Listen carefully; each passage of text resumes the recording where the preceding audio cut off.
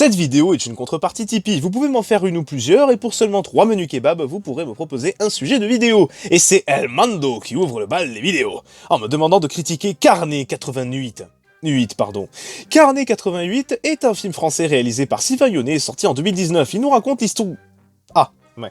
Alors, avant toute chose, la vidéo que vous vous apprêtez à voir aujourd'hui est probablement une avec le sujet le plus compliqué et limite que vous verrez sur cette chaîne. Je vais pas y aller par 4 chemins, cette vidéo est fortement déconseillée aux mineurs et aux personnes sensibles. Autant vous le dire tout de suite, nous allons traiter de racisme, de sexisme, d'antisémitisme, d'homophobie, avec comme dénominateur commun la haine de l'autre. Carnet 88 est un film qui nous immerge en plein cœur de l'extrême droite. Il nous présente ainsi des personnalités connues du monde de la dissidence, telles que Alain Soral, Dieudonné, mais aussi Hervé Ryssen, ou encore Henri de Lesquen, et les membres du PDF, le Parti de la France. Mais surtout, la star du film, Daniel Conversano, que vous connaissez tous pour cet interlude. T'es un petit mariole et un petit malin. C'est pas ta ligne qui l'a amené à 30%, c'est parce que les gens n'ont plein de cul des arabes, bordel. Attends, mais tu vas arrêter de faire ça. Pour l'anecdote, il s'agit d'un des anciens amis du réalisateur. Et enfin, la troisième personne que j'ai connue dans mes jeunes années, c'est Daniel Conversano, qui faisait partie avec moi et avec d'autres d'une association de cinéma, de réalisation de films sur le campus de Grenoble, avec qui j'étais assez proche dans mes années d'études.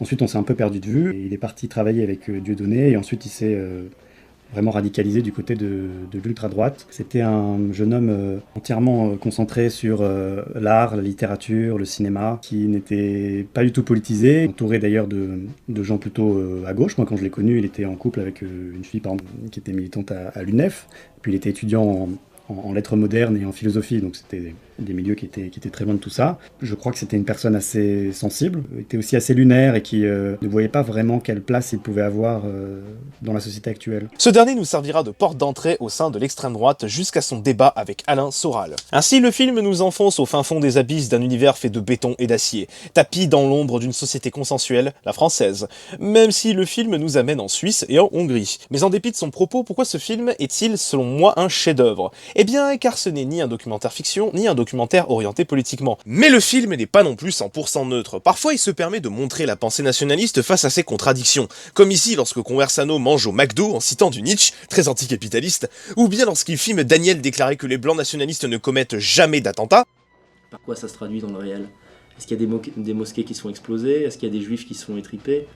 Non, ça se traduit par rien pour l'instant. Avant de le montrer dans sa bagnole en écoutant la radio qui nous informe qu'un attentat islamophobe vient tout juste d'être déjoué. Tous étaient en lien avec Logan Nizin, un ancien militaire d'ultra-droite de 21 ans, mis en examen début juillet pour association de malfaiteurs terroristes. C'est d'ailleurs pour ça que le film se fait un peu allumer sur les réseaux sociaux. Bon, j'espère que ce sera pas trop le cas pour cette vidéo. Restez tranquilles dans les commentaires. La grande majorité du film est composée d'interviews dans lesquelles les personnes d'extrême droite s'expriment sans aucun filtre. Absolument aucun. Les Juifs sont persuadés que leur Messie ne viendra que lorsqu'ils auront établi la paix sur Terre. Et pour eux, œuvrer à la paix dans le monde, c'est agir concrètement, chaque jour. Chaque Juif doit agir au quotidien, que les conflits disparaissent. Quand il n'y aura plus de race, plus de nation, plus de religion, il restera à ce moment-là, il restera les Juifs. Littéralement, ils se livrent tous face à la caméra, en parlant de politique, de religion et même de sexe. Je suis un peu un délingo sexuel, j'aime plein de choses dans le sexe qui sont pas du tout conventionnelles. Donc je suis pas choqué par la sodomie, je suis pas choqué par les jeux de rôle, je suis pas choqué par la sexualité qui est faite pour le plaisir et qui ne conduit pas forcément à l'enfantement.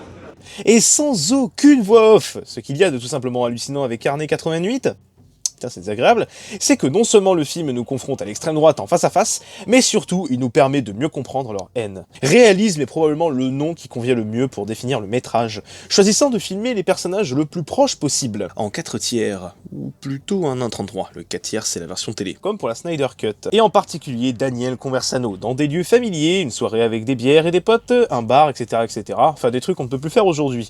Et irrémédiablement, diablement c'est le cas de dire, on finit par découvrir les motivations de ces gens, et même les comprendre, mais pas les justifier. Et je peux parfaitement comprendre qu'on n'adhère pas du tout à ce style de métrage. Personnellement, j'ai un peu de mal avec certains films chocs, comme par exemple Cannibal Holocaust, ou même des trucs un peu chelous japonais. Si ça vous intéresse, par exemple, alors pas les films chocs, hein, bien sûr, le style à la Carnet 88, je peux vous recommander le film Voyage au bout de la droite, même s'il brise un petit peu le 4e mur parfois avec le réalisateur qui s'exprime directement face à Daniel Conversano. Pour revenir à Carnet 88, si j'aime vraiment ce film, c'est parce qu'il me touche personnellement. Oui, j'ai été ce gamin un un peu fermé d'esprit, un peu rebelle, un peu anti-système, et surtout fan de Dieudonné. J'ai écrit un pavé pour parler de cette époque sombre de ma vie sous une vidéo de Match Blum si ça vous intéresse.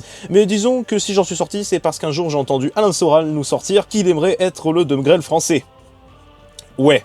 Voilà, ça m'a fait un déclic et je me suis barré. On en reparlera un jour de ce saligo, ne vous inquiétez pas. Mais à présent, la question qui doit certainement brûler vos lèvres est certainement comment qu'on fait pour mater ce film? Alors, déjà, le film n'a pas eu de distributeur, alors non pas à cause du Covid, mais bien pour les propos prononcés dans le film. Cela dit, le film fut programmé dans des festivals avec un débat à la fin de la projection, que ce soit dans un cadre militant ou pour les Unknown Movies d'In the Panda. Le film a même reçu un prix à Marseille. Mais aujourd'hui, enfin, à l'heure actuelle, si vous voulez regarder le film, vous pouvez vous adresser à cette adresse mail qui est celle du réalisateur. Écrivez-lui un petit mail et il vous donnera le métrage. C'est gratuit et surtout n'oubliez pas de préciser d'où vous avez connu le film. Alors c'est pas pour me la péter, hein, c'est parce que le réalisateur le demande. Enfin n'hésitez pas à dire que je suis une personne très belle et très intelligente. Alors il me semble que le film fut aussi disponible pendant un temps sur Vimeo, mais c'était temporaire. Et voilà, c'était ma petite chronique sur le film Carnet 88.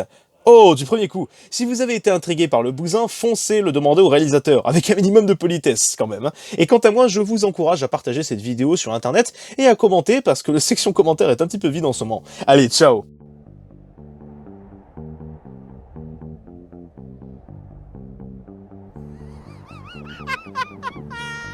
Je t'ai trollé. Je suis un jeune volontaire, j'avance vers l'ennemi. Je suis si loin de mon pays, je me bats pour la patrie, j'ai juré.